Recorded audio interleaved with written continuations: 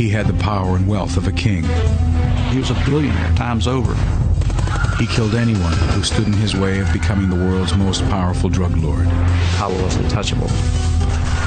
He terrorized the nation of Colombia and made an enemy of the most powerful nation on earth. Drug money. He was the crown jewel. He is what we wanted. Pablo Escobar and his cocaine cartel became bigger than his own government. He was the Da Vinci of crime, the bandit of bandits. His empire was vast. He was invincible. He had it all. He had the wealth, the fame. Pablo Escobar became so big that Pablo needed to die.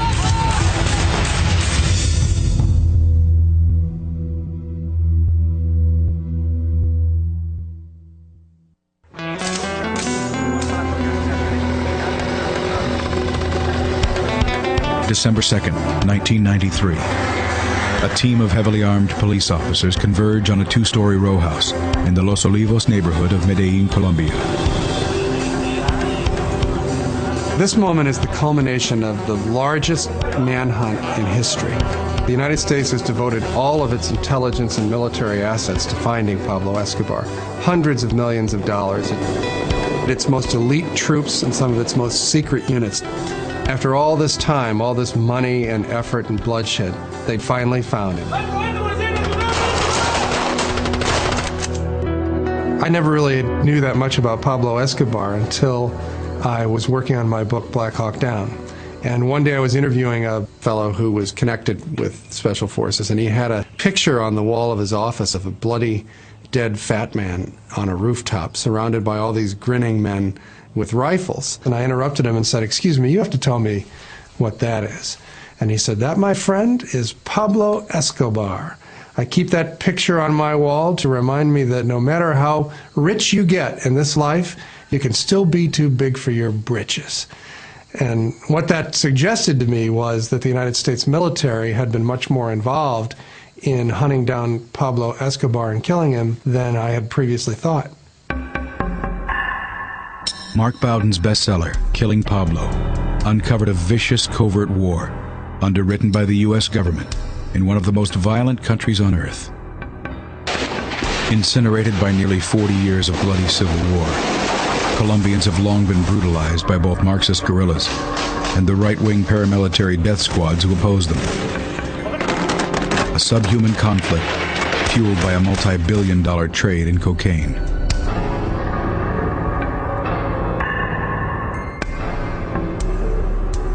Colombia's ascension to its place as the kidnapping and terror capital of the world began in a 1950s era of political turmoil. Colombians refer to that period simply as La Violencia, which means just the violence. There were hundreds of thousands of people killed, and for no real reason. There was no coherent structure to the conflict. It was just Colombia. Sparked by the revolutionary rhetoric of Che Guevara and Fidel Castro, bandits roamed the jungles and perfected the Colombian art of terror. The Colombians themselves have a joke that they tell about how God made their country so beautiful. Its tall Andes mountains, its tropical jungles, its beaches, its fertile soil, that He evened the score by populating their country with the most evil race of men.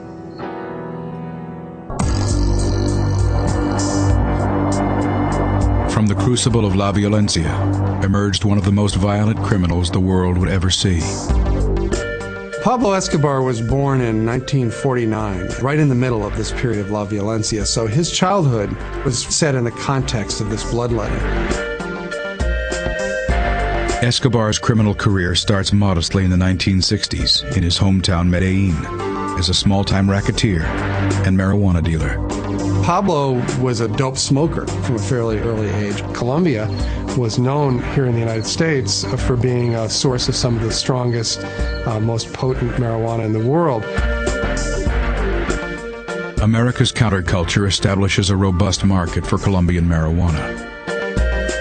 But it's the arrival of cocaine in the early 70s which presents a criminal opportunity that would shape the future of Colombia.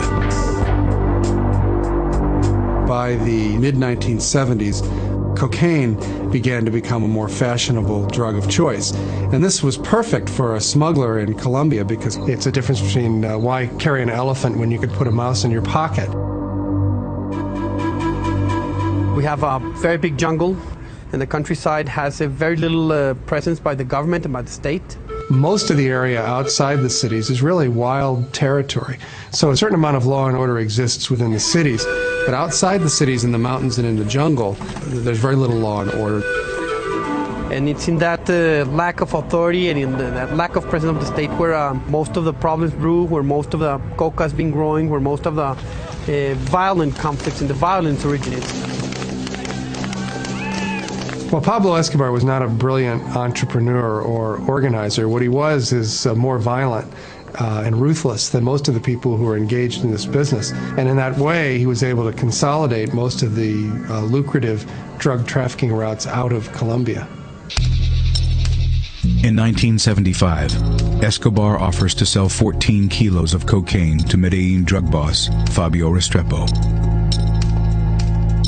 Pablo set up his first deal with Fabio Restrepo. They saw him as a sort of a common street criminal, and they definitely underestimated him. 3 weeks later, Restrepo was found dead. And they were informed sort of unceremoniously that they now worked for Pablo Escobar. Pablo introduced a level of violence into the business that they were not used to, and so they were really in over their heads. Escobar expands his business by putting police and judges in his pocket. What Pablo learned about law enforcement from a young age in Medellin was that it could be bought.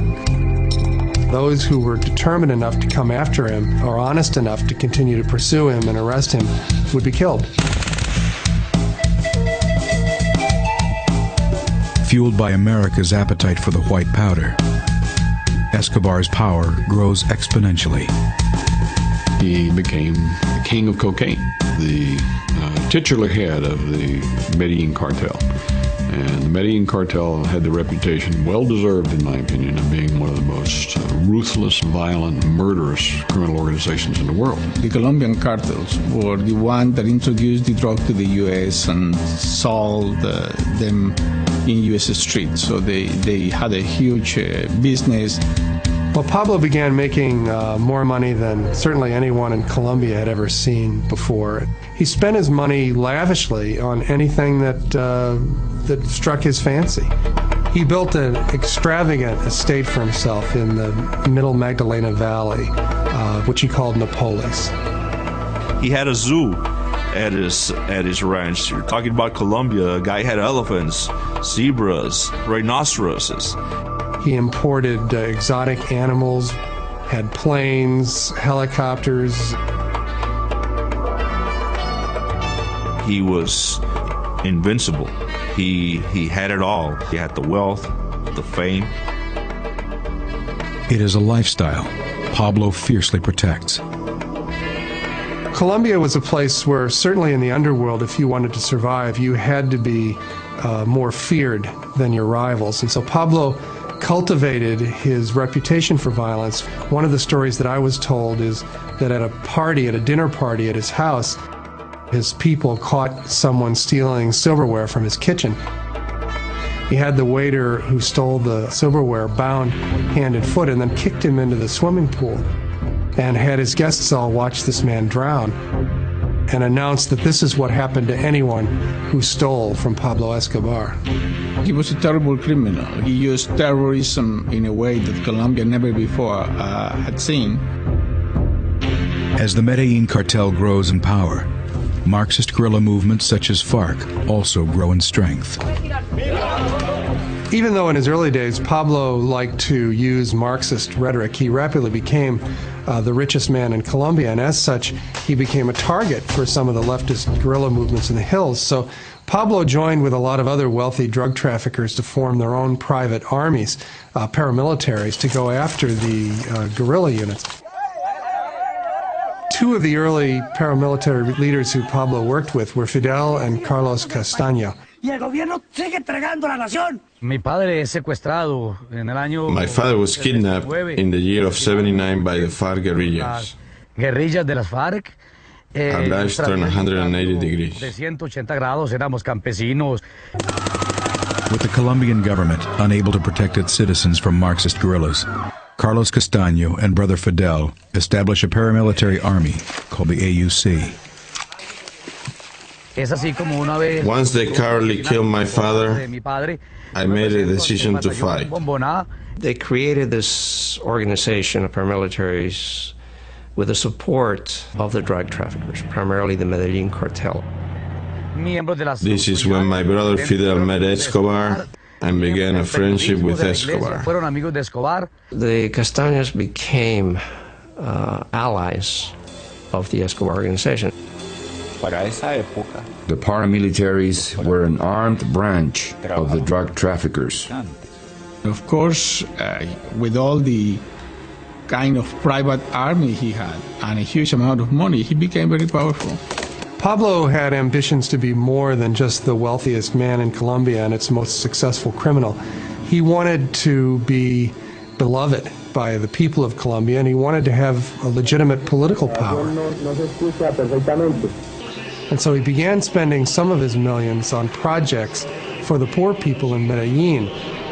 He funded the building of housing and recreational centers and soccer pitches, and embarking on a lot of sort of private welfare programs that something that the government of Colombia would never have done. The objective of Pablo's political campaign? Avoiding extradition to the United States. That was the one thing that they feared more than anything. Because whereas in Colombia they could manipulate the justice system by killing judges, by corrupting them, by all sorts of coercion, once they got to this country, they were just another defendant, and they were willing to die rather than go to the United States. In 1982, he was elected to the Congress as an alternate. But the first time he tried to take his seat in the House, he was denounced by the Minister of Justice, Rodrigo Lara, as a notorious drug trafficker and criminal. Escobar's criminal history surfaces in the Colombian press, and his fall from grace is swift. Pablo is banished from the political scene, and many of his assets are seized. Pablo was deeply humiliated by Lara's denunciation, and really from that day forward was at war with the state of Colombia. The U.S. ambassador had warned Lara that his life was in danger, in fact had given him a bulletproof vest. 3 months after taking his stand against Escobar, Lara is tracked by one of Pablo's gunmen.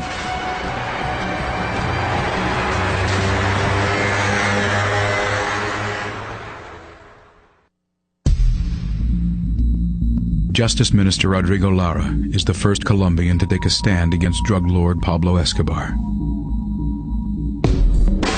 April 30th, 1984. Lara is followed from his office by one of Escobar's hired guns.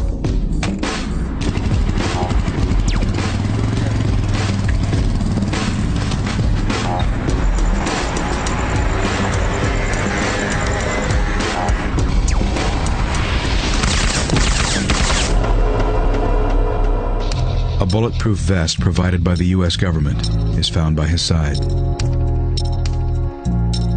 With the amount of bullets in his body, it's clear that the vest wouldn't have saved his life anyway.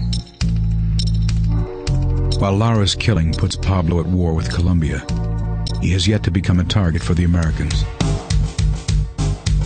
Well, initially, Pablo Escobar and the other drug traffickers were considered to be sort of romantic, dashing figures. In programs like Miami Vice here in the United States, they were portrayed as somewhat romantic figures. Assuming the risks of drug use was considered to be part of what made it cool. And so it was really the hip world against the square world. The square world was sort of epitomized by the Reagan administration program, which was Nancy Reagan's Just Say No program. Little kids doing drugs, it turns my stomach. Don't mess with them. Just say no. In the early 80s, cocaine begins to transform the landscape of urban America.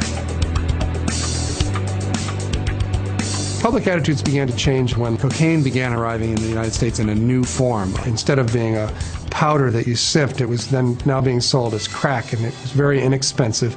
And that quickly became hugely popular with the poorer classes in the United States and was just a devastating plague in our cities.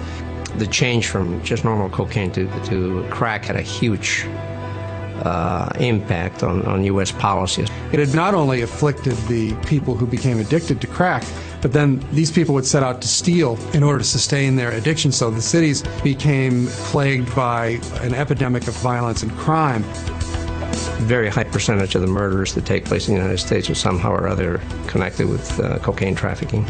And suddenly, people like Pablo Escobar were not seen by everyone as such romantic, dashing figures and became much more perceived as violent criminals. We're striving for a world where April 1982. can live happier. In answer to the growing crime rate in America, Reagan signs National Security Directive 221, declaring drug trafficking a threat to national security.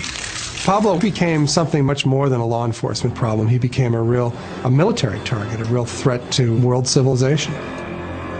As policy shifts in America, Escobar escalates his war against the government of Colombia.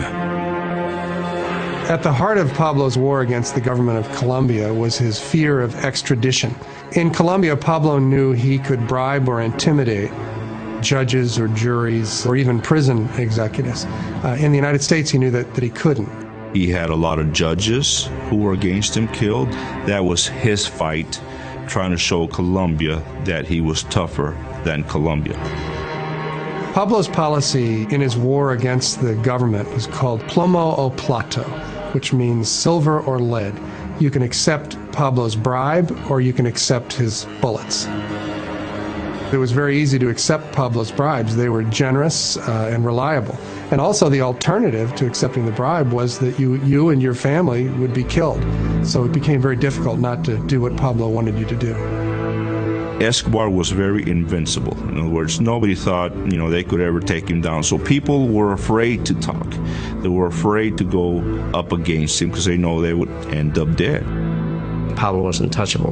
He had contacts all over the government, and he had access to virtually anybody in Colombia. Under those circumstances, it took an extraordinary amount of integrity and courage to go after Pablo Escobar. Among the few who publicly oppose Escobar is General Miguel Maza. General Maza, who was the head of the DAS, which is the equivalent of the FBI in the United States, was probably the one person that was seriously going after Pablo. And Pablo twice tried to assassinate Maza with huge bombs. May 30th, 1989.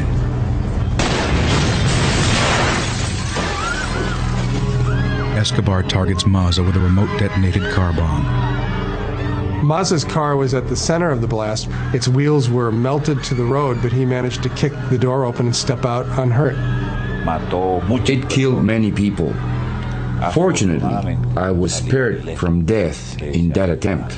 Pablo was trying to kill Maza, and Maza was trying to get Pablo Escobar. In his obsession to kill Maza, Escobar does not care who gets in the way. 500-kilogram bomb was placed in a bus which was driven in front of the headquarters building of the DAS, which was occupied by Maza, and was detonated. Hundreds of people were injured at that time, and about 70 people were actually killed. The carriage of the bus ended up on top of the 11th floor of the building. It is only by the grace of God that General Miguel Maza is here to tell you this story. Escobar wages war on the Colombian judicial system. Pablo paid a guerrilla group called M19 to invade the Palace of Justice and kidnap basically the entire Supreme Court of Colombia. The M19 went into the courthouse for the purpose of taking and destroying all the evidence against the drug traffickers. Most of the Supreme Court judges were killed. Records were destroyed. The government responded to the invasion of the Palace of Justice by invading it, which led to a bloodbath during which 11 of the country's 21 Supreme Court justices were killed. There was no institution that was safe from Pablo Escobar. The issue of extradition became a centerpiece of the 1989 presidential campaign. Louis Galan was the leading candidate for president. Galan was campaigning, promising to utilize extradition to rid Colombia of drug traffickers like Pablo Escobar. Escobar and his gang decided that Galan was an obstacle, that he shouldn't be president of Colombia. August 18, 1989. Galan prepares to deliver a campaign speech in Sochoa, southwest of Bogota. Pablo Escobar targeted him and had him killed. Pablo was responsible for assassinating 3 of the 5 candidates for president. The man who took Galan's place was his campaign manager, a man named Cesar Gaviria. It was a very, very difficult period. Escobar was trying to kill me. If he had the possibility of killing me, he would not doubt a second. November 27, 1989. Presidential candidate Gaviria is scheduled to fly Avianca Airlines Flight 1803 from Bogota to Cali. One of Pablo Escobar's lieutenants is instructed to board the plane with a suitcase he is told contains a listening device. Unbeknownst to Escobar's man, the suitcase is in fact a bomb.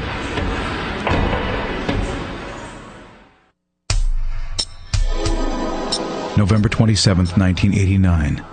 In an attempt to assassinate Colombian presidential candidate Cesar Gaviria, cocaine boss Pablo Escobar tricks one of his own lieutenants into carrying what he believes is a listening device aboard the candidate's plane from Bogota to Cali.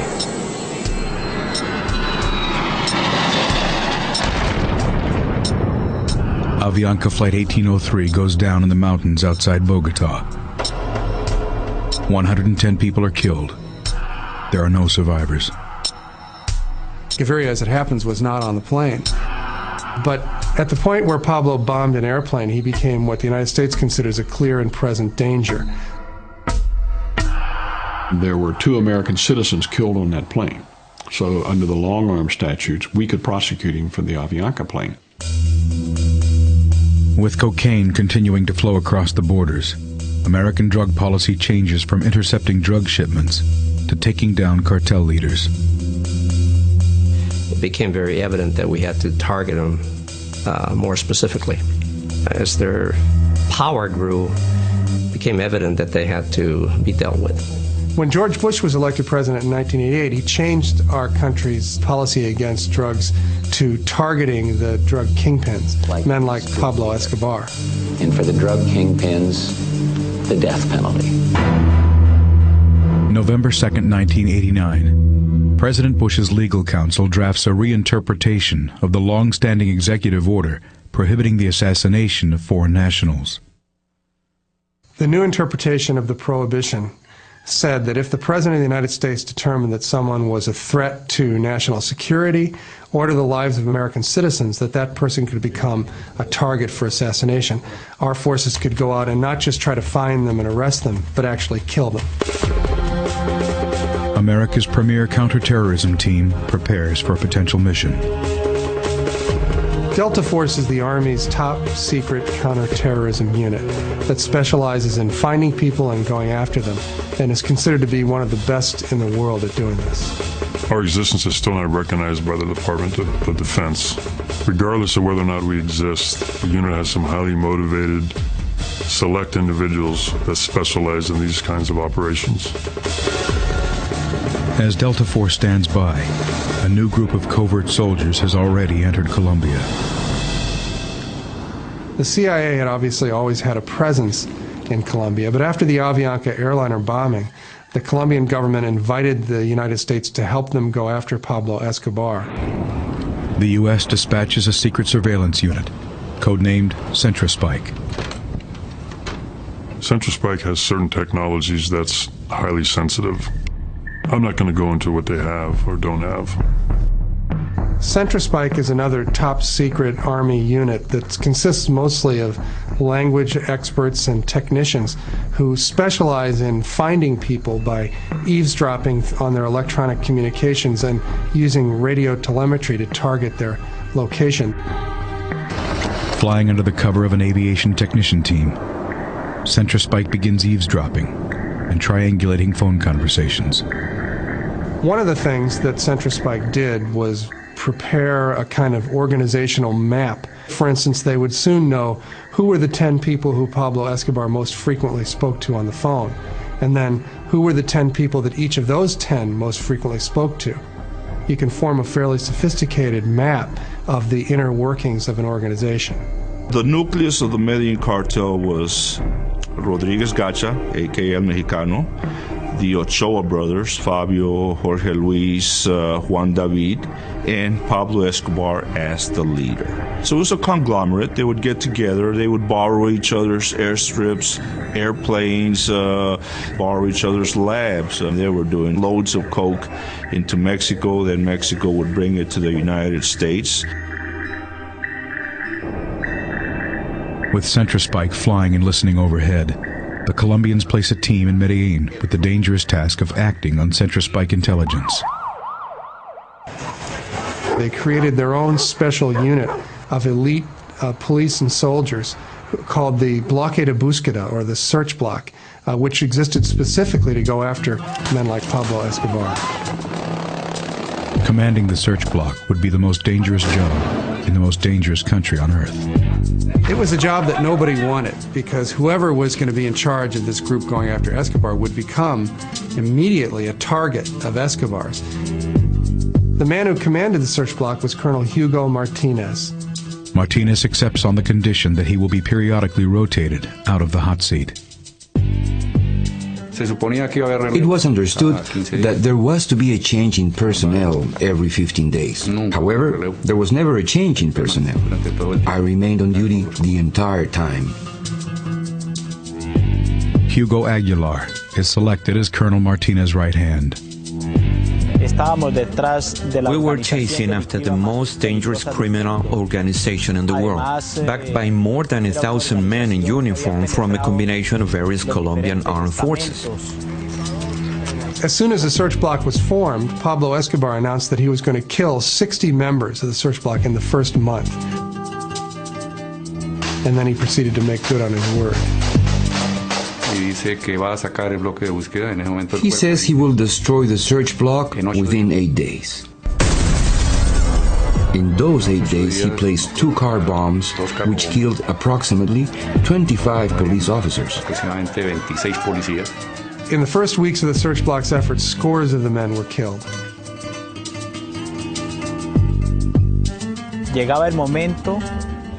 There were times when we would feel powerless before such a criminal. Though the Colombian government considers disbanding the Search Block, Colonel Martinez asks for and receives more men and continues targeting Escobar's organization. The first of the drug traffickers that CentraSpike targeted and found was Rodriguez Gacha. When the CentraSpike located Gacha on a hilltop finca just outside of Bogota, they turned over this information to the Colombian government. Gacha and 3 of his associates are gunned down in a battle with Colombian forces. Gacha went down fighting. I mean, shooting at the police. Escobar would soon lose more vital assets. CentraSpike enabled the Search Block to target a lot of the key people right around Pablo Escobar. They started arresting people, they started killing people. The Search Block began killing or arresting the top people around Pablo, including his longtime associate and his cousin, Gustavo. And Gustavo Gaviria was the brains behind the Medellin cartel. Escobar remains unaware, but CentraSpike is listening in from above. CentraSpike got to be so effective that Pablo came to suspect that he had an informer in his inner circle. So he began torturing and killing people around him who he suspected of collaborating with the authorities. What he didn't realize was that the information was being provided by the secret American unit, Centrospike. Escobar was not the only one who operated by violence. All of these hitmen and associates of Escobar were killed in what the police would euphemistically call shootouts with the police. Colonel Martinez or his troops may have gone to the extreme, but this wasn't a normal criminal that they were after. Pablo Escobar rates right up there with Adolf Hitler. This is a man that's responsible for thousands and thousands of deaths of innocent people. The search block was a 700-man SWAT team, and you can't run an operation like that without it being violent. They were being shot at and killed all the time. This was a war. It was an armed confrontation between the Medellin cartel and the state. Desperate for an advantage in his war against the state, Pablo begins kidnapping Colombian dignitaries. I was kidnapped on September 1990. I was a classical kidnapping in which a couple of cars, 3 cars blocked your car. They killed my driver.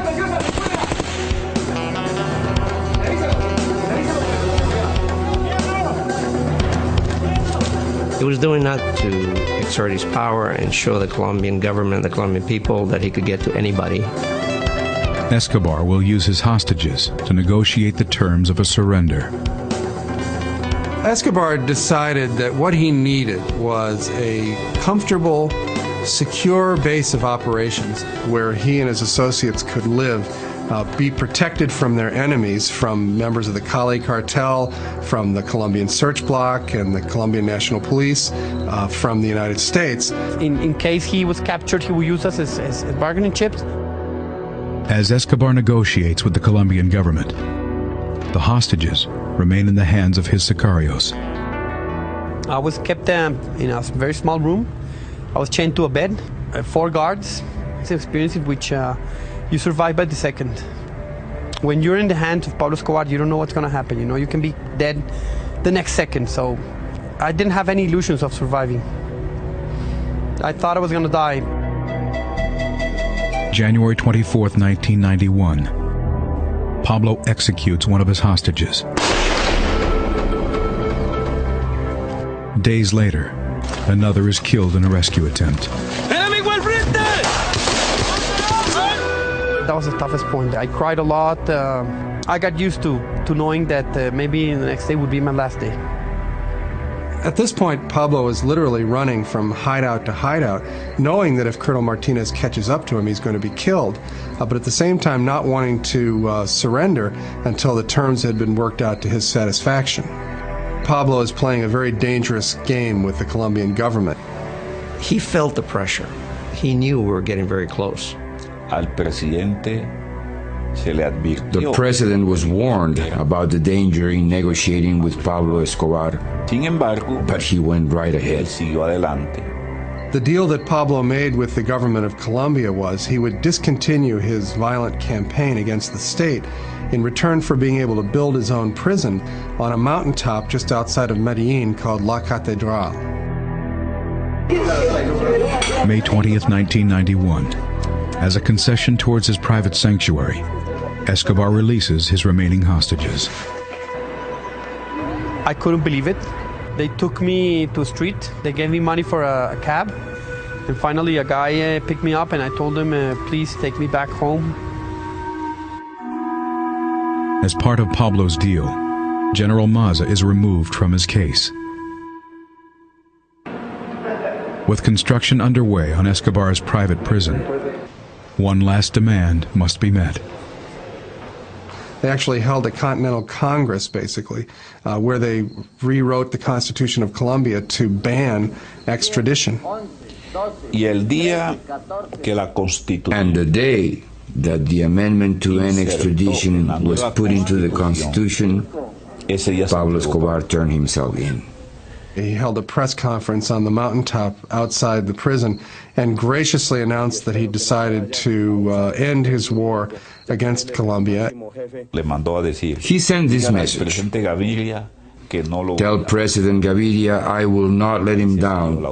The agreement was thus sealed. I personally viewed it, along with my colleagues working on the search, as having been defeated. He knew we were close to getting to him, and this was his way out. To us, it was a defeat. We had lost, and he had won. Even as Pablo is incarcerated in La Catedral, he sends a message to Colonel Martinez. They discovered a bomb that had been planted by one of Pablo's hitmen. Pablo's deal with the government of Colombia evidently didn't include ending his war against Colonel Martinez.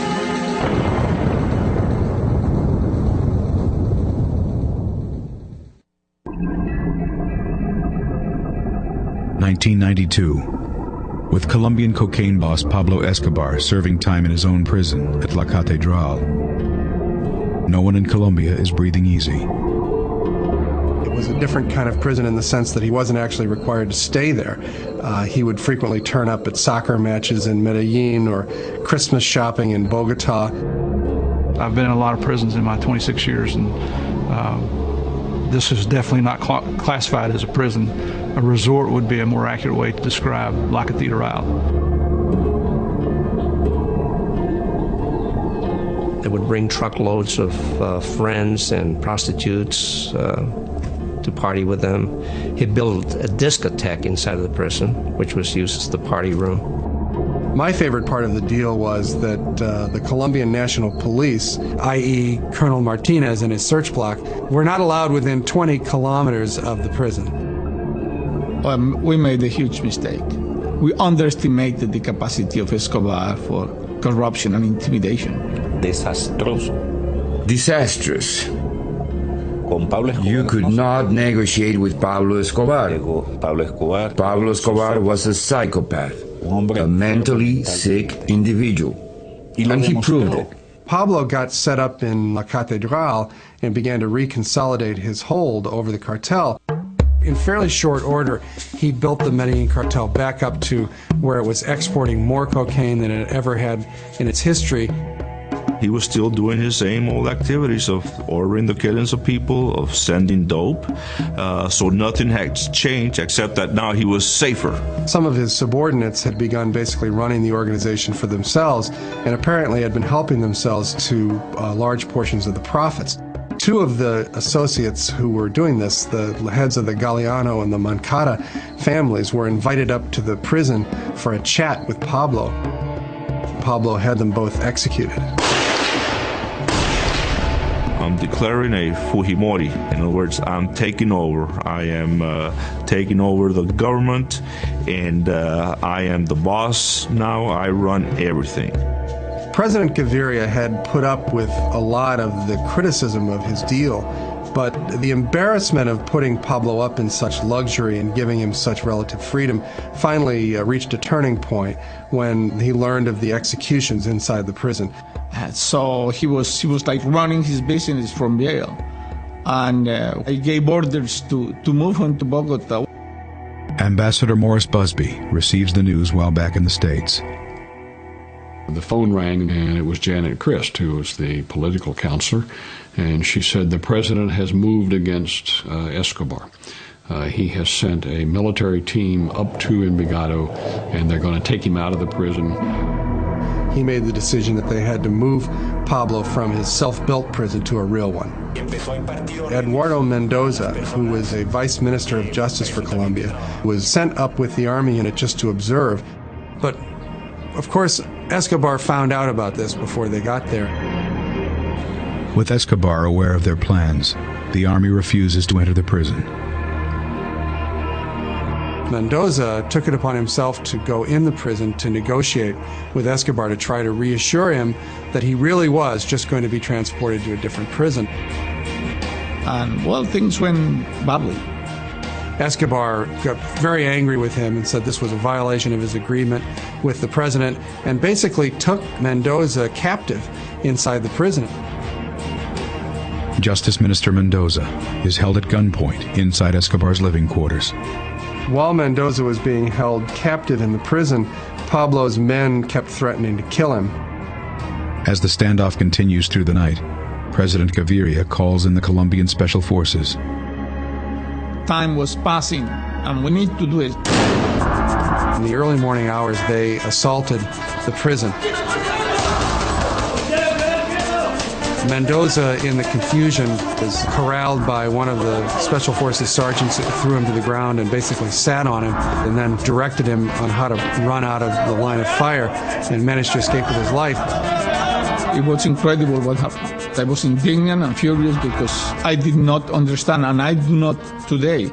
Several hours later, Janet called again and said there has been a real fiasco.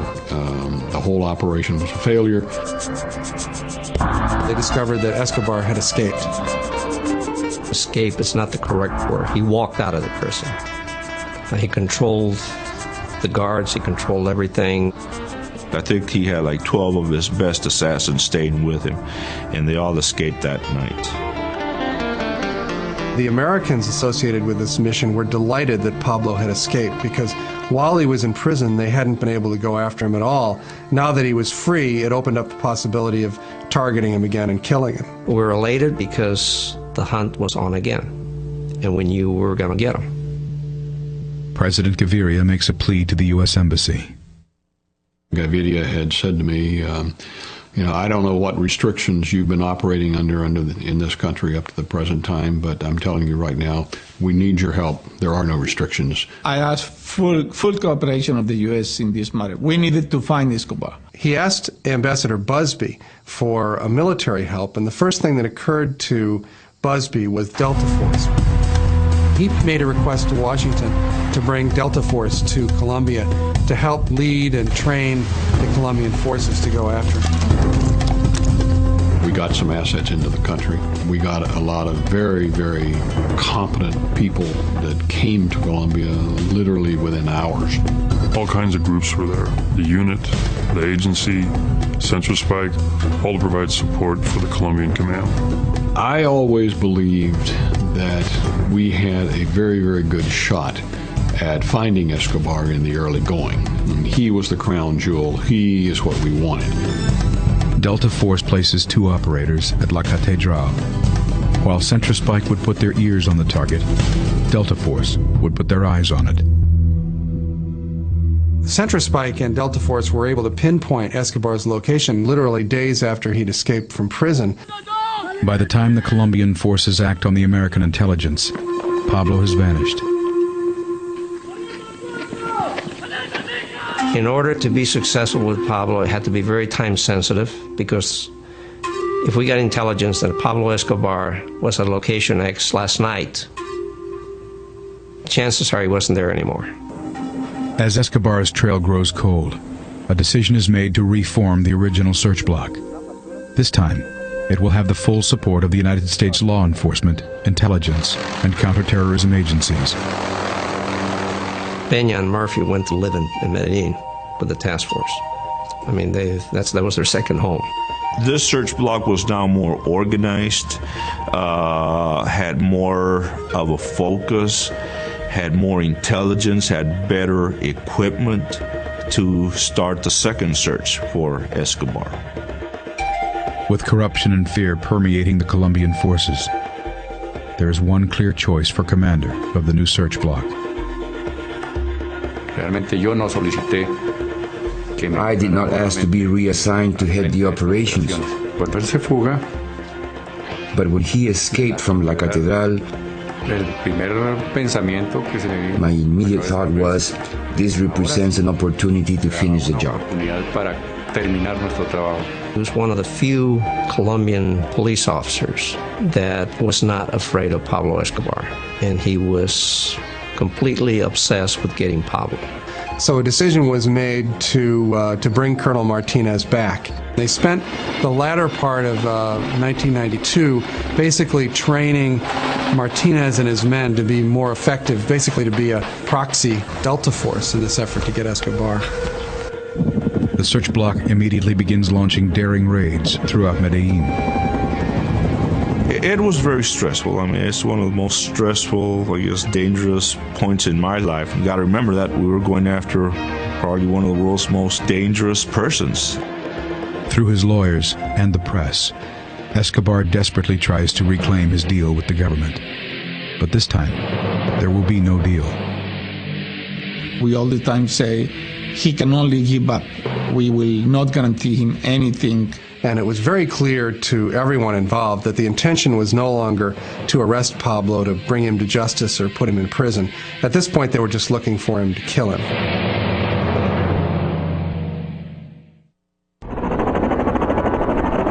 (1992). Despite the full cooperation of the American forces in the hunt for Pablo Escobar, the drug boss remains at large and protected by his powerful Medellin cartel.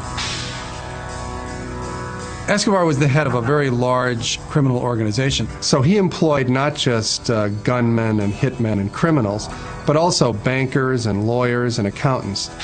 He had an infrastructure in Medellin, so we started targeting other members of his organization. We began to systematically cut away all of his support mechanisms, all of his infrastructure. We built up a large body of intelligence, put together organization charts down to the lowest lieutenant in his organization. Escobar responds by putting a price tag on the head of Medellin police officers. He was killing regular police officers, nothing to do with the search block, just a regular police officer on the beat. Every day there were funerals for policemen that were killed the night before. Pablo was able always to stay one step ahead of the search block because he had a lot of friends and informants, both in the community and also within the search block itself. There was a lot of information that was being intercepted, which suggested a lot of people on the take. If you didn't take the money, he would shoot you. You know, plata or plomo. You know, you want a bullet or you want some money. We knew that we could be infiltrated. The Medellin cartel members were constantly looking for someone they could bribe monetarily. It became apparent to the Americans and to the Colombians searching for Escobar that the tactics they were using were never going to be successful.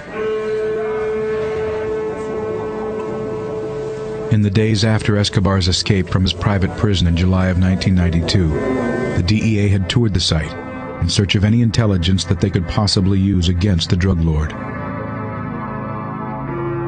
We went through the prison where he had lived, found great intelligence, just great information. One of the things that they noticed about Escobar as they examined his living quarters and his memorabilia was how much his life revolved around his family and his children.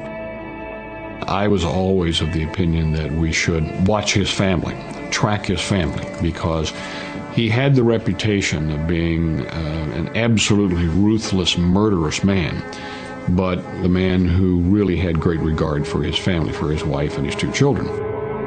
Ambassador Busby shared his thoughts with the Colombian authorities.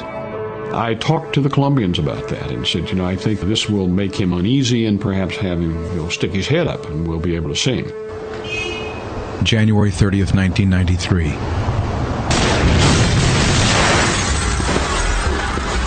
A 220-pound car bomb explodes in front of a bookstore in downtown Medellin. It killed scores of people, many of them children shopping for school supplies. And I think it was really the point at which the gloves came off in the search for Pablo Escobar. In the subsequent days, more bombs go off in Colombia. This time, however, the bombs are targeting Pablo's family. A bomb blows up a 12-story apartment building owned by Pablo's mother.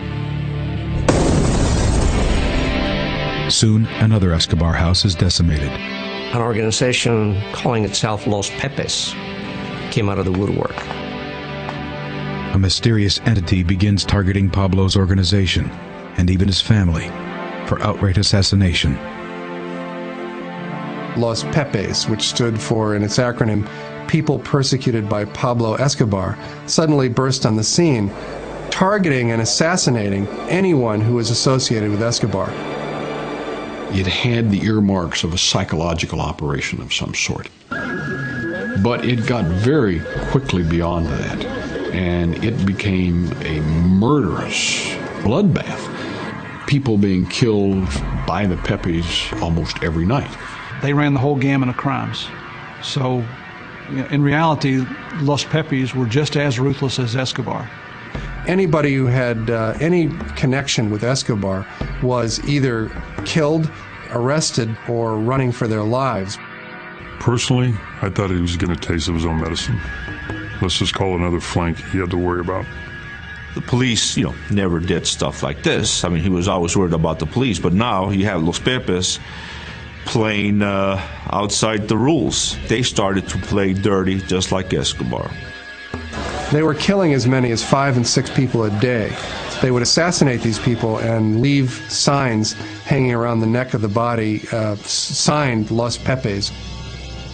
While Los Pepes is exterminating Escobar's support structure, the search block takes down some of Pablo's top lieutenants, such as Tyson Munoz. The search block raided the apartment, cornered Tyson, and killed him in the proverbial gun battle with the Colombian police. The confrontation was pretty much inevitable because these people were not going to be taken alive. In my opinion, the police did not want to take them alive either because the wheels of justice don't work in Colombia the way they do in the United States. Despite an official prohibition, many of the American forces are rumored to be participating in the search block raids. Delta Force operators and the DEA agents very frequently went along on these raids and often led them. We couldn't stand back and feed them this information about a potential Escobar hideout and expect them to go out and participate in all the dangerous activities while we sat in the rear, and drank our coffee and waited for them to come back and report to us. So Javier and I decided ourselves that we would be involved in these operations. Right there on the front lines with the guys, running in, kicking the doors, going in, participating right alongside the Colombian National Police.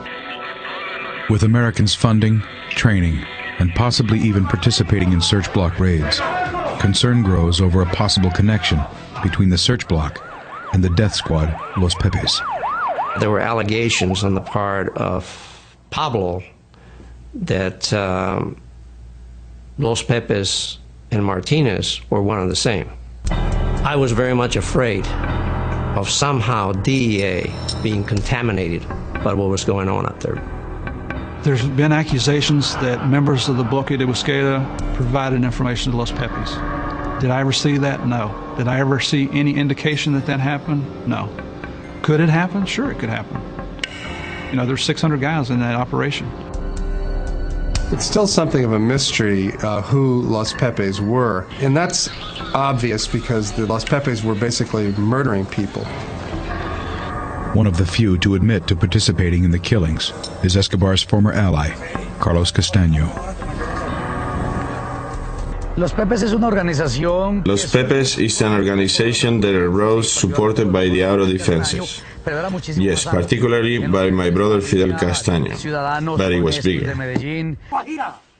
Carlos Castaño and his brother Fidel were some of the original paramilitary units created to fight against the guerrillas. When Escobar began executing members of his own organization inside his private prison, La Catedral, the survivors began to secretly ally themselves with Pablo's paramilitaries against the drug lord.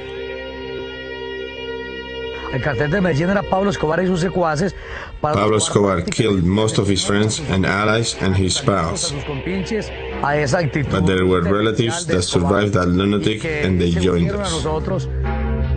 The drug traffickers said, we're sick and tired of this guy, we're going after him.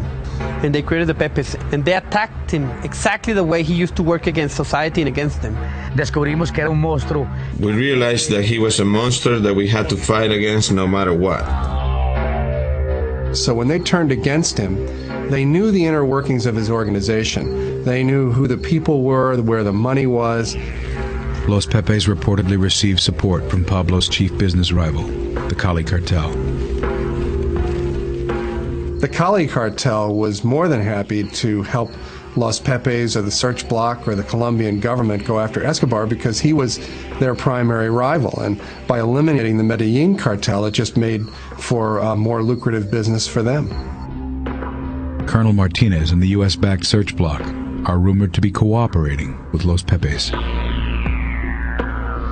Colonel Martinez was at this point, even though he denies it, I think, was willing to work with these elements from the underworld because for him, the battle with Escobar had become very personal. You could say that Escobar affected all of us who were Los Pepes members. When things started to get really ugly, when Los Pepes began killing people wholesale, it was clear to the Americans working in Bogota that this was out of bounds. And if word got back to Washington that the United States effort was connected in any way to these death squads, then Washington would basically pull the plug on American involvement. This threw something into the game which really could have brought everything to a grinding halt. Mark Bowden's Killing Pablo cites classified cables outlining the American concerns about Los Pepes.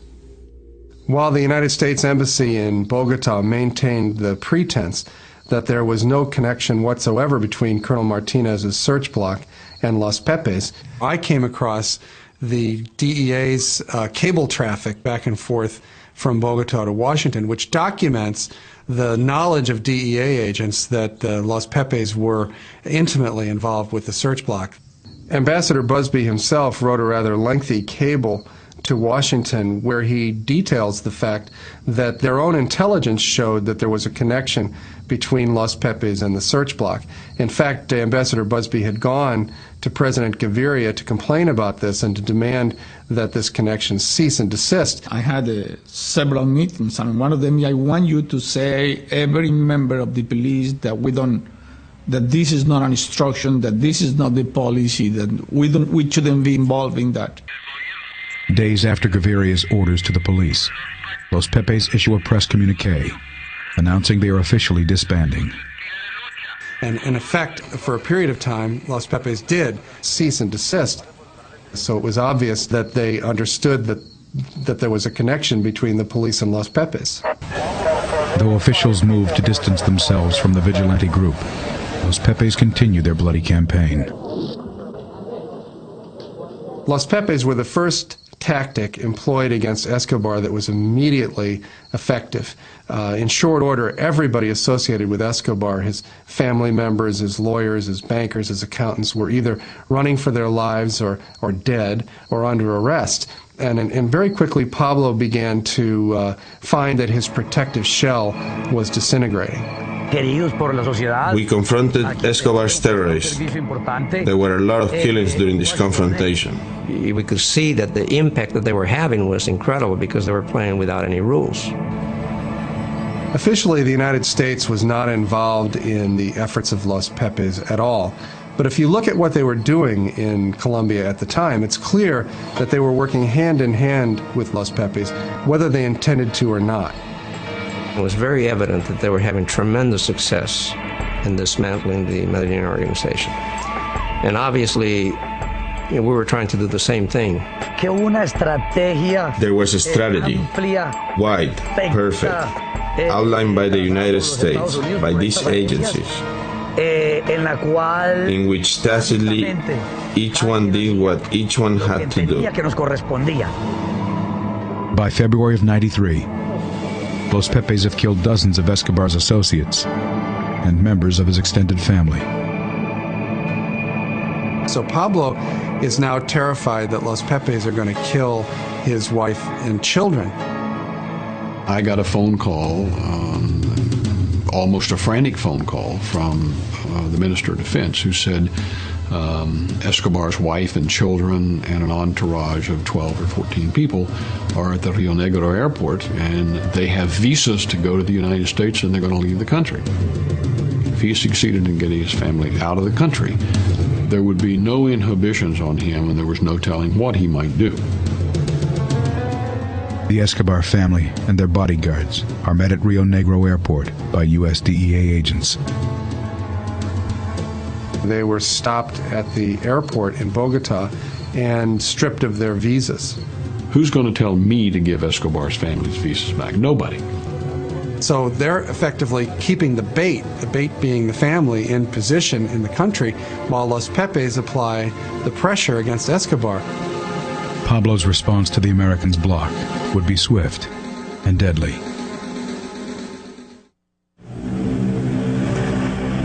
April 1993. With his family prevented from fleeing Colombia and forced back into the hands of the death squad Los Pepes, cocaine king Pablo Escobar exacts his revenge.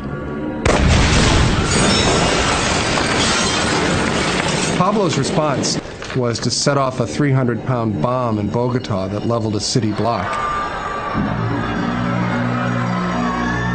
One of the predictions that we had made was that as we began to tighten the noose on Escobar, things would get more violent, that he would react.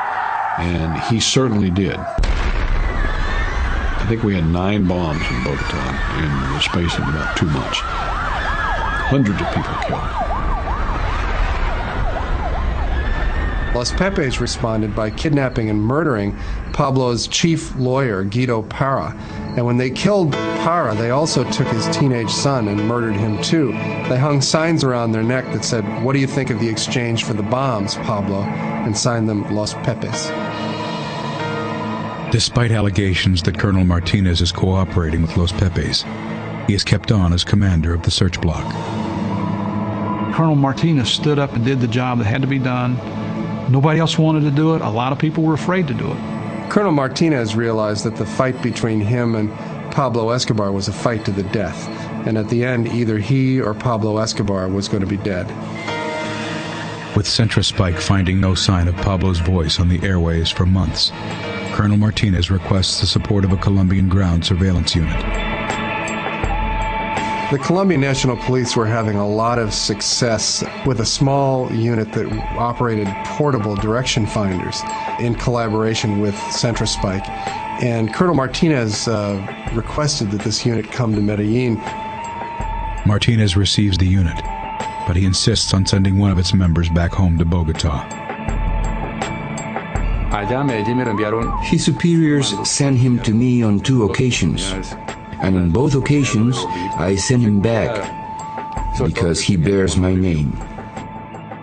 The problem was that his own son was one of the men working in this unit. I knew that my equipment would work and we could get good results in Medellin. But he was always resistant to my working in Medellin for my safety. He insisted that he wanted to be involved in the search for Pablo Escobar. It had become a personal as well as familial problem that was affecting us all. Hugo Jr. was determined to be with the unit and get Pablo Escobar before he could get him, or his sisters or brothers or his mother. After a lot of talking, we came to the conclusion that I could stay in Medellin. We could get no more rest until we captured him. With Escobar's family under police watch in Medellin, Pablo's own son becomes his father's frontman. He talked to Juan Pablo just about every day by radio phone, and Juan Pablo became the one person who he trusted, who he could communicate with to do his bidding with the government. While Pablo strategizes with his son, Colonel Martinez's son tries to pinpoint the transmission. I was very sure that I would find Pablo Escobar with this equipment. As the hunt for Escobar gets new life, rumors continue to cloud the search block. Known members of the Medellin cartel are seen meeting with search block officers outside the search block base, including a notorious assassin. An individual that we knew only as Don Bernardo at that time. And I'll admit, we did interview him. The Colombian National Police brought him in as an informant, and he provided information about Escobar and his associates. It was one of those things that happened in a dirty war. There was lots of informants. I can't say, if they were part of those papers or not, but there were informants. Among those working as a secret informant for the Colombian police is Carlos Castaño.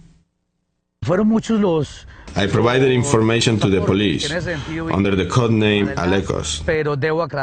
They never knew I was Carlos Castaño, leader of the paramilitaries. We're not afforded the luxury of having informants who are priests. Bloque de Busquets was the good guys. The narcotics traffickers were the bad guys. Washington also becomes concerned about a possible connection between Los Pepes and Delta Force. The tactics being employed by Los Pepes were basically the same tactics that Delta Force was in Colombia teaching to the search block. There had been a lot of comments that the Pepes were using like tactics. From what I had heard, they were just ruthless. There's no tactics behind that shit. They just whacked people. Anyway, they were very efficient. In Washington, the fear was not just that members of the Colombian search block who had been trained by Delta Force were, in fact, moonlighting as members of Los Pepes, but that Delta Force operators themselves might be participating in these hits. November 12, 1993. The CIA briefs the Pentagon on suspicions of a connection between Delta Force and Los Pepes. A decision is made to pull all American forces from Colombia. I did get word that we were going to be told that our military units were going to be pulled out, and I certainly didn't want that to happen. Ambassador Busby was then able to go to work with his connections in the White House to countermand the Joint Chiefs order to remove the people from Colombia, and they stayed. As Busby buys the search block precious time, surveillance teams continue to crisscross Medellin. In late November of 1993, the search block, with the help of Centrospike, was able to pinpoint Pablo's location to a hilltop finca outside Medellin. Intelligence had been received that indicated that Escobar was hiding in a small house located on the side of a mountain out in the rural areas. When the assault forces hit the house, they burst in and Pablo wasn't there.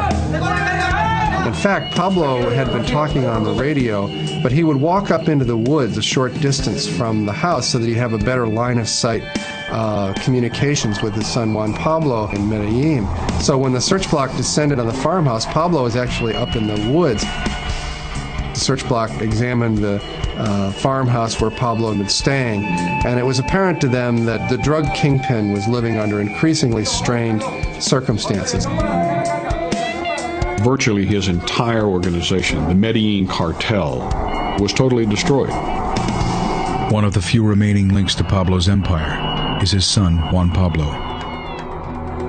The Escobar family was staying in an apartment in Medellin, and the Los Pepes were sort of picking off people who worked for the family. And so they were pretty terrified. Pablo is really desperate. His family is literally in the hands of his enemies. We always had his family under watch 24 hours a day, so he could never touch our families, because if he does, his family would also perish. He was always worried about his family's security, because that is where the Pepes concentrated their attack efforts, his family. November 27, 1993. Scheming with his son Juan Pablo, Escobar makes a secret arrangement to evacuate his family to Germany. And word of this, of course, gets back to the embassy, because Centrospike is listening to all of Pablo's communications. We learned that they were traveling on a Lufthansa flight from Bogota to Germany. So the United States government goes to work with the Colombian government to assure that the German authorities will not allow the Escobar families into that country. Escobar's family is refused entry into Germany and flown directly back to Colombia. They put them up in Hotel Tequendama, which is a large hotel complex in Bogota that's actually owned by the Colombian National Police. And so while publicly they claimed to be protecting Pablo's family, the way that Pablo saw it was that his family had now fallen into the hands of the very people who were likely to kill them. Sure enough, it wasn't a day before Escobar called. When he made the first phone call, I thought, okay, he's finished. Once again, their efforts to get out of the country had been stopped. That's when he started making mistakes. When Pablo Escobar begins to make phone calls to the Hotel Tequendama, we placed everybody in a state of alert. He called the presidential palace in an effort to speak to President Gaviria, threatening to wage all-out war against the state unless they released his family and allowed them to leave Colombia to a safe haven. He started calling everybody. And that's where he made the mistake of staying in one place too long. And at this critical moment, the government of Colombia announces that they're going to remove the protective detail from around the Escobar family. I mean, it was not fair to have so many Colombians at risk, and at the same time having this man with nothing to lose. At this point, just to ratchet up the pressure on Escobar, Los Pepes made a public announcement that they were going to resume their murderous campaign against him. We were closing in on Escobar. We made him get to a point where he had to abandon his bodyguards and he was reduced to hide out almost alone. With the exception of Pablo's family, every resident of the hotel has fled for fear of being caught in the crossfire between Pablo Escobar, the search block, and the Pepe's death squad. The fear is so palpable that little Manuela, who was then 8 years old, was overheard walking the halls of the empty hotel, singing a little Christmas carol to herself that she changed the words to, and the words that she was singing were, "Los Pepes are going to kill my father, my mother, and me."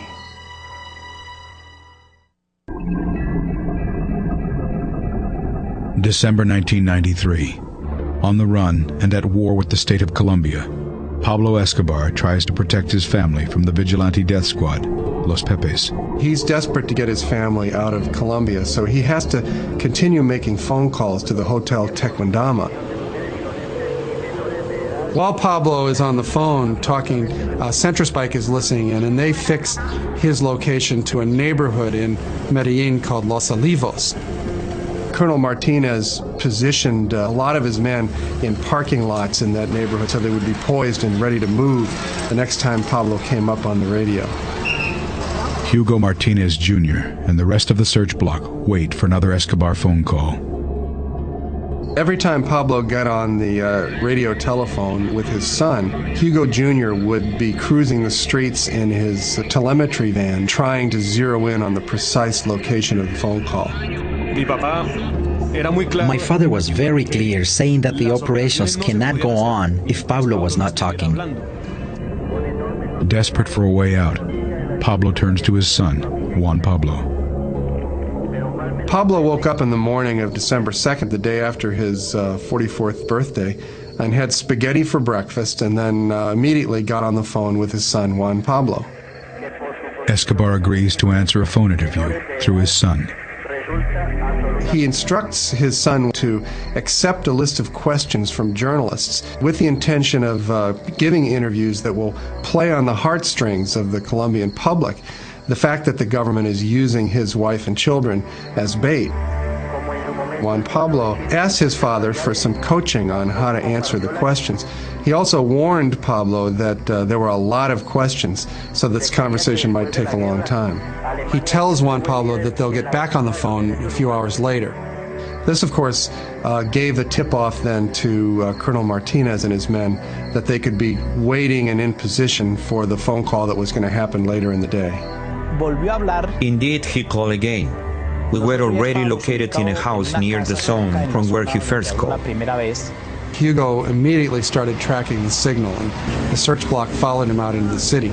He's looking at a little monitor that has a line stretched across it, and the line either contracts or expands depending on whether he's getting closer or getting further away. And initially, he locates it in a building where he thinks Pablo must be speaking. And the search block launches a raid on this building. But immediately upon launching the raid, Hugo Jr. realizes that he's made a mistake. I read the instruments wrong. They went inside and I realized he was still talking, and I was very surprised. I had to look again at the instruments, and I found out that there were things that produced an error in the readings. The signal is bouncing off of water in a little canal running down the side of the street. When I realized this and made the subtractions, the arrow changed immediately. So he radios to the search block that he's made a mistake, and he races off thinking that the troops will then get back in their vehicles and follow him. But in fact, no one hears him. So Hugo Jr. and his driver are driving off by themselves, hunting down this signal, and manages to drive right down the correct street in Los Olivos where Pablo is staying. He started talking again, and I followed the signal to the point where the equipment showed me the exact location he was in. I turned around and passed by the front again. And with the radio in my hand, I put my hand out the window and started pointing at the window in the second floor. At the same time that I was pointing, I observed the silhouette of Pablo Escobar with the phone in his hand. I was listening, and he looked through the window. We saw each other. He calls me and tells me I have located him with zero margin of error. Furthermore, he tells me I'm looking at him. And Colonel Martinez immediately tells him, don't go anywhere.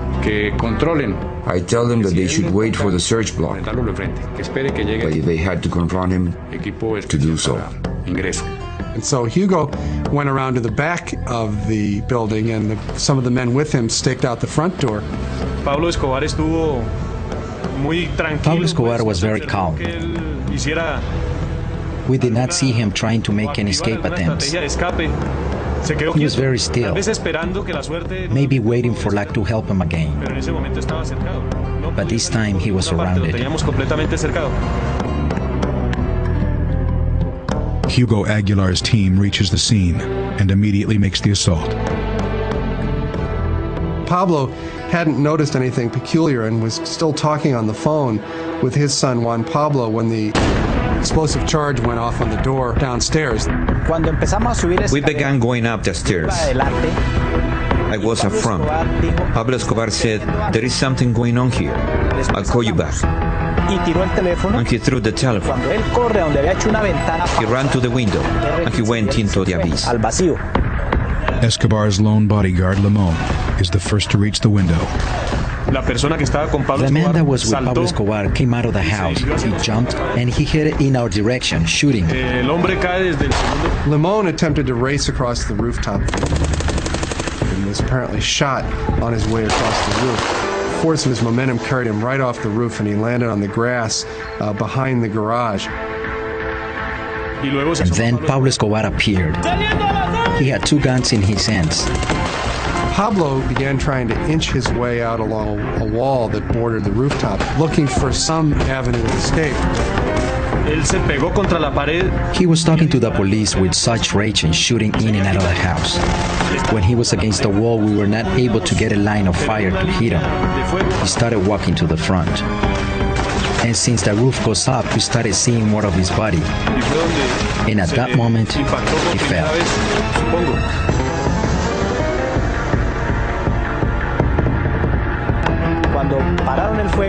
When the firing stopped, I looked and I saw him lying on the roof. I took the radio and said, "Viva Colombia, Pablo Escobar is dead." The world's most powerful criminal was dead. But just how Pablo Escobar died would remain clouded in mystery.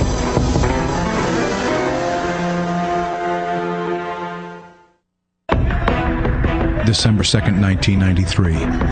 Drug lord Pablo Escobar is gunned down on a rooftop in Medellin, Colombia.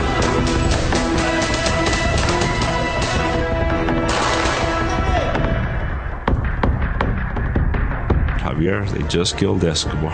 What? They just killed him in Medellin. It's all over the press. So, I mean, I was happy. I was elated. I became static. I ran around our office space, saying, "Hey, Pablo's dead." Immediately, I traveled to the location with DEA agent Steve Murphy. I was given the opportunity to go down on the roof to view the body, to visually confirm that it was Escobar. And he climbed to the rooftop and began taking pictures. Members of the search block posing around the body with rifles like big game hunters. Murphy then gave the camera to the search block, and they took pictures of him posing with Escobar's body. Photos of an American agent posed over the dead body caused an uproar in Colombia, where many were unaware that gringos were in on the hunt. It is true that we Americans provided a lot of assistance to the Colombians. We certainly did that. But in the last analysis, the success was Colombia's. It was a Colombian operation from start to finish. Colonel Martinez, Colonel Aguilar, those guys are truly great heroes in Colombia history. I believe I have performed a great service to my country. At the end, I consider it a victory for the world. While there was no question that Pablo was marked for death, how he died remains a subject of conjecture. The official version of Pablo's death is that he came running out from that wall across the rooftop with a gun in each hand, screaming at the police and swearing at them as they gunned him down. El tiro de la pistola. The shot from my gun was the one that perforated his heart, and the one from the R-15 went through one of his ears and came out through the other ear. That is why we were able to end the story of Pablo Escobar. It may be true, but Pablo's usual modus operandi in these circumstances was not to stand and fight, but to flee. And so it seems more likely to me that Pablo, hearing the door being broken down in his house, would have tried to jump out the back window and run away. What makes sense to me is that Pablo was trying to run away across the rooftop when he was hit. He was shot 3 times. One of the bullets hit him in the leg, one of them hit him in the torso, and the third went right in his right ear. It's definite that the bullet that went in his right ear killed him. What makes more sense to me is that the bullets that hit his leg and his torso would have knocked him down, certainly, and that the final shot that killed him was most likely administered by somebody standing right over top of him. I would not put it past the cop going up there and just say, hey, we're going to make sure this guy's dead. I think he was shot up close. They wanted to make sure he was dead. Whoever it was knew he wasn't to be taken alive. There have been a lot of accusations that there was a coup de grace shot after Escobar was down. I saw no indications of that. It's always possible that someone made a great shot like that from a distance, but the Colombian National Police had tremendous incentive to kill Pablo Escobar. Nobody wanted to see him arrested again. And besides that, Escobar, in the course of this manhunt, had killed scores of the policemen who were searching for him. So there was a tremendous amount of anger and hatred in these men searching for him. So it makes more sense to me that Escobar was knocked down by a few bullets from a distance and that he was finally killed with a coup de grace. Some believe that the final blow was actually delivered by an American. Within the Delta Force community, there's sort of a legend about Escobar's death, which holds that he was killed by Delta Force. It was not so much a victory for Delta, but a victory for the whole special ops community. Delta Force would have known Pablo's general location at the same time that the search block did, and would have had an opportunity to place snipers in that neighborhood. When Pablo came running out on the rooftop, given the marksmanship of a Delta sniper, it's not beyond the possible that an American from a distance put that bullet in Escobar's right ear. I think the most likely explanation is that Escobar was killed by the Colombian National Police, by the search block. They had every capability and every desire to see Pablo Escobar dead themselves. There were no Americans involved in it. That was the Colombian National Police taking care of business. The legacy of the Los Pepes death squad has cast an even darker shadow on the history of the hunt. There's ample evidence today that the search block and the Los Pepes worked hand in hand. And of course, the whole Colombian search block was a creature of the U.S. government, essentially, because they were funded and trained and led by U.S. Special Forces. Los Pepes worked with the tacit cooperation of the U.S. government. The Colombian authorities did not oppose us either. The members of Centrospike who I've interviewed said that there was never any doubt in their mind that there was a direct connection between the information that they were collecting and the information that Los Pepes were acting upon. So there's very little question in my mind that the effort to track down Escobar was a collaboration between the United States government, the Colombian National Police, and Los Pepes. I never saw any evidence that it was a Colombian government operation. It was a bloodbath, though. It truly was. Los Pepes. The Pepes operated on their own accord, by themselves. For Martinez to say that there was no, there was no connection there, he can say whatever he wants to, but there was a connection. And in my opinion, the greatest damage caused to the Medellin cartel and to Pablo Escobar and his organization was done by the Los Pepes. The Pepes were not a factor in what we were there to do. But were they a factor in getting Pablo? Yeah, big time. Today, Pablo's place as the world's king of cocaine has been taken over by the Marxist rebel movement known as FARC. FARC guerrillas are responsible for over 70% of the cocaine that reaches the streets of America. And like Pablo Escobar, they have waged a campaign of terror against the Colombian state. The FARC has inherited a lot of the methods that Escobar used, the car bombs, the kidnappings, the terrorism against civilians. So in that sense, they're looking very much alike, unfortunately for Colombia. As America supports Colombia in its war against the FARC guerrillas, they may once again share a dark ally. I am the leader of the AUC. We exist to fight the FARC guerrillas because the state is not strong enough to fight them themselves. Carlos Castaño has admitted that he was one of the early members of Los Pepes. He, of course, has gone on to become one of the right-wing paramilitary leaders in Colombia.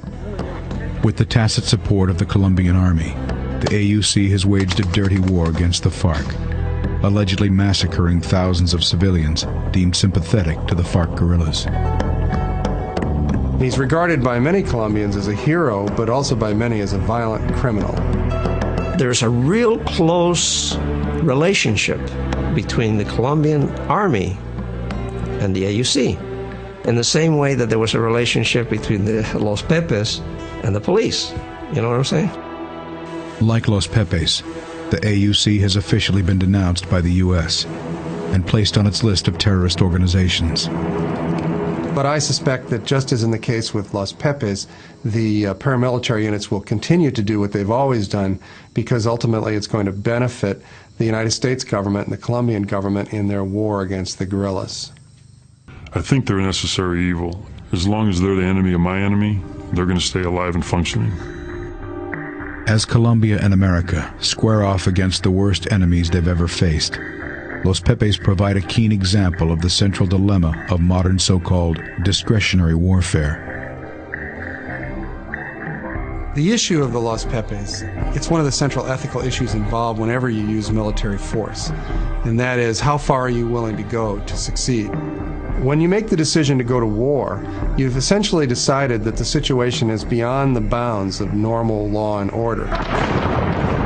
When the people are terrorists, but they have a good network, it's very difficult to catch them. I mean, the U.S. has seen that recently with bin Laden. When a person has a clandestine organization, it's not easy. You're facing an enemy who's trying to kill you. In those kind of circumstances, the ultimate goal is to succeed, is to win, not to necessarily play by the rules. In fact, sometimes the circumstances will force you to play by the same kinds of tactics that your enemy is using in order to prevail.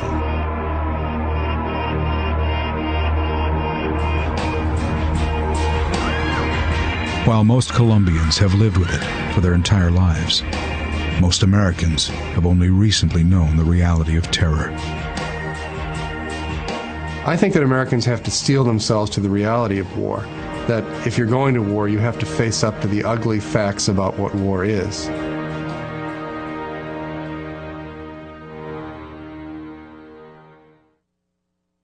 As the Medellin cartel grows in power, Marxist guerrilla movements such as FARC also grow in strength. Even though in his early days Pablo liked to use Marxist rhetoric, he rapidly became the richest man in Colombia, and as such, he became a target for some of the leftist guerrilla movements in the hills. So Pablo joined with a lot of other wealthy drug traffickers to form their own private armies, paramilitaries, to go after the guerrilla units. Two of the early paramilitary leaders who Pablo worked with were Fidel and Carlos Castaño. My father was kidnapped in the year of '79 by the FARC guerrillas. Our lives turned 180 degrees. With the Colombian government unable to protect its citizens from Marxist guerrillas, Carlos Castaño and brother Fidel establish a paramilitary army called the AUC. Once they cowardly killed my father, I made a decision to fight. They created this organization of paramilitaries with the support of the drug traffickers, primarily the Medellin cartel.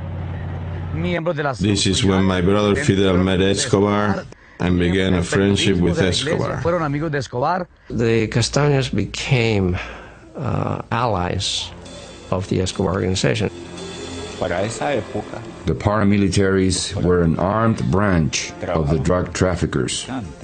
Of course, with all the kind of private army he had and a huge amount of money, he became very powerful. Pablo had ambitions to be more than just the wealthiest man in Colombia and its most successful criminal.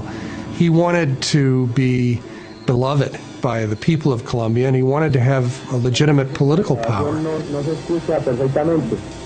And so he began spending some of his millions on projects for the poor people in Medellin. He funded the building of housing and recreational centers and soccer pitches, and embarking on a lot of sort of private welfare programs that something that the government of Colombia would never have done. The objective of Pablo's political campaign? Avoiding extradition to the United States. That was the one thing that they feared more than anything.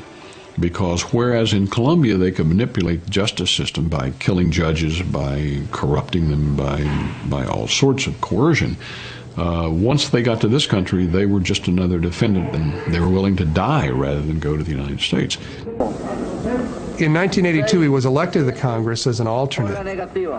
But the first time he tried to take his seat in the House, he was denounced by the Minister of Justice, Rodrigo Lara, as a notorious drug. He had the power and wealth of a king.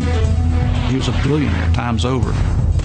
He killed anyone who stood in his way of becoming the world's most powerful drug lord. Pablo was untouchable.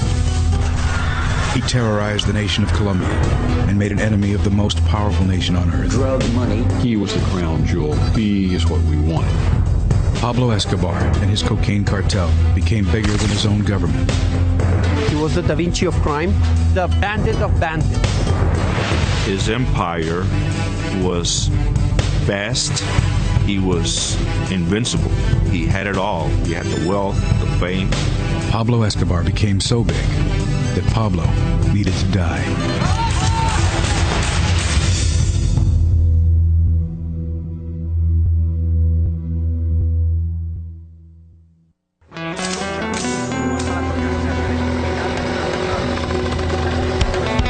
December 2nd, 1993. A team of heavily armed police officers converge on a two-story row house in the Los Olivos neighborhood of Medellin, Colombia. This moment is the culmination of the largest manhunt in history. The United States has devoted all of its intelligence and military assets to finding Pablo Escobar. Hundreds of millions of dollars. Its most elite troops and some of its most secret units. After all this time, all this money and effort and bloodshed, they finally found him. I never really knew that much about Pablo Escobar until I was working on my book, Black Hawk Down. And one day I was interviewing a fellow who was connected with Special Forces, and he had a picture on the wall of his office of a bloody dead fat man on a rooftop surrounded by all these grinning men with rifles. And I interrupted him and said, "Excuse me, you have to tell me what that is." And he said, "That, my friend, is Pablo Escobar. I keep that picture on my wall to remind me that no matter how rich you get in this life, you can still be too big for your britches." And what that suggested to me was that the United States military had been much more involved in hunting down Pablo Escobar and killing him than I had previously thought. Mark Bowden's bestseller, Killing Pablo, uncovered a vicious covert war underwritten by the U.S. government in one of the most violent countries on earth. Incinerated by nearly 40 years of bloody civil war, Colombians have long been brutalized by both Marxist guerrillas and the right-wing paramilitary death squads who oppose them.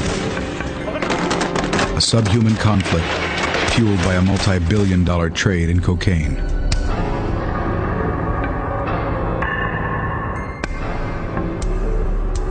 Colombia's ascension to its place as the trafficker and criminal. Escobar's criminal history surfaces in the Colombian press, and his fall from grace is swift. Pablo is banished from the political scene, and many of his assets are seized. Pablo was deeply humiliated by Lara's denunciation, and really from that day forward was at war with the state of Colombia. The U.S. ambassador had warned Lara that his life was in danger, in fact had given him a bulletproof vest.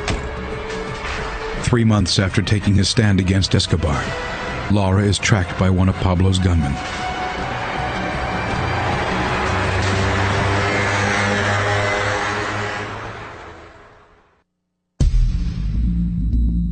Justice Minister Rodrigo Lara is the first Colombian to take a stand against drug lord Pablo Escobar. April 30th, 1984. Lara is followed from his office by one of Escobar's hired guns.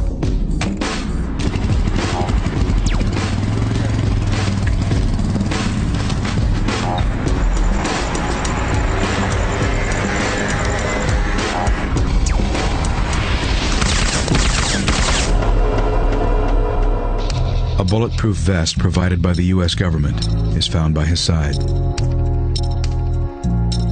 With the amount of bullets in his body, it's clear that the vest wouldn't have saved his life anyway. While Lara's killing puts Pablo at war with Colombia, he has yet to become a target for the Americans. Well, initially, Pablo Escobar and the other drug traffickers were considered to be sort of romantic, dashing figures. In programs like Miami Vice here in the United States, they were portrayed as somewhat romantic figures. Assuming the risks of drug use was considered to be part of what made it cool. And so it was really the hip world against the square world. The square world was sort of epitomized by the Reagan administration program, which was Nancy Reagan's Just Say No program. Little kids doing drugs, it turns my stomach. Don't mess with them. Just say no. In the early 80s, cocaine begins to transform the landscape of urban America.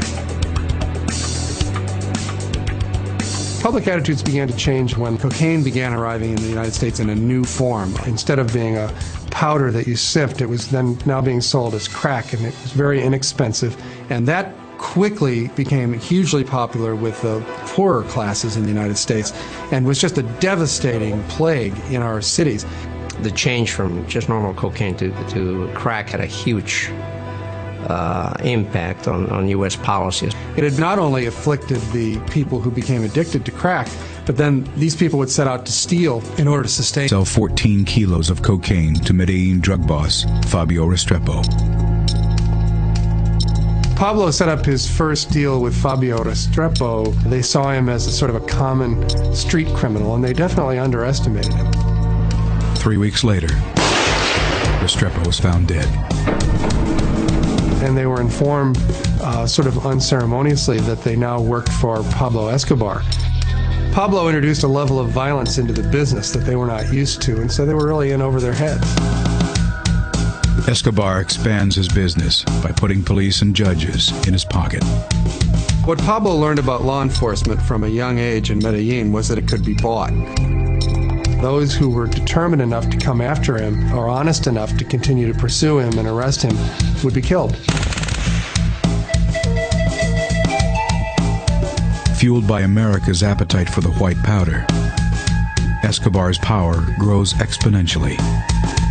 He became the king of cocaine, the titular head of the Medellin cartel. And the Medellin cartel had the reputation, well deserved in my opinion, of being one of the most ruthless, violent, murderous criminal organizations in the world. The Colombian cartels were the one that introduced the drug to the U.S. and sold them in U.S. streets. So they had a huge business. Well, Pablo began making more money than certainly anyone in Colombia had ever seen before. He spent his money lavishly on anything that struck his fancy. He built an extravagant estate for himself in the middle Magdalena Valley, which he called Napolis. He had a zoo at his ranch. You're talking about Colombia. A guy had elephants, zebras, rhinoceroses. He imported exotic animals, had planes, helicopters.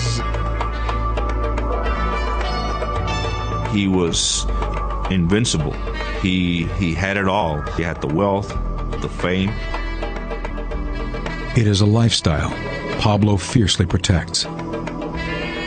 Colombia was a place where, certainly in the underworld, if you wanted to survive, you had to be more feared than your rivals. And so Pablo cultivated his reputation for violence. One of the stories that I was told is that at a dinner party at his house, his people caught someone stealing silverware from his kitchen. He had the waiter who stole the silverware bound hand and foot and then kicked him into the swimming pool and had his guests all watch this man drown and announced that this is what happened to anyone who stole from Pablo Escobar. He was a terrible criminal. He used terrorism in a way that Colombia never before had seen. The kidnapping and terror capital of the world began in a 1950s era of political turmoil. Colombians refer to that period simply as La Violencia, which means just the violence. There were hundreds of thousands of people killed, and for no real reason. There was no coherent structure to the conflict. It was just Colombia.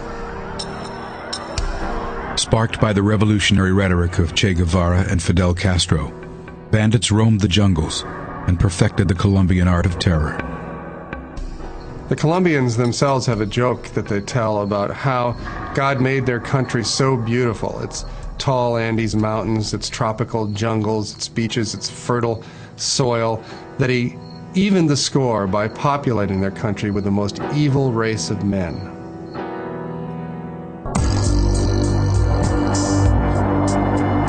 From the crucible of La Violencia emerged one of the most violent criminals the world would ever see. Pablo Escobar was born in 1949, right in the middle of this period of La Violencia, so his childhood was set in the context of this bloodletting. Escobar's criminal career starts modestly in the 1960s in his hometown Medellin as a small-time racketeer and marijuana dealer. Pablo was a dope smoker from a fairly early age. Colombia was known here in the United States for being a source of some of the strongest, most potent marijuana in the world. America's counterculture establishes a robust market for Colombian marijuana. But it's the arrival of cocaine in the early 70s which presents a criminal opportunity that would shape the future of Colombia. By the mid-1970s, cocaine began to become a more fashionable drug of choice. And this was perfect for a smuggler in Colombia because it's a difference between why carry an elephant when you could put a mouse in your pocket. We have a very big jungle, and the countryside has a very little presence by the government and by the state. Most of the area outside the cities is really wild territory. So a certain amount of law and order exists within the cities, but outside the cities, in the mountains and in the jungle, there's very little law and order. And it's in that lack of authority and in that lack of presence of the state where most of the problems brew, where most of the coca has been growing, where most of the violent conflicts and the violence originates. Well, Pablo Escobar was not a brilliant entrepreneur or organizer. What he was is more violent and ruthless than most of the people who were engaged in this business. And in that way, he was able to consolidate most of the lucrative drug trafficking routes out of Colombia. In 1975, Escobar offers to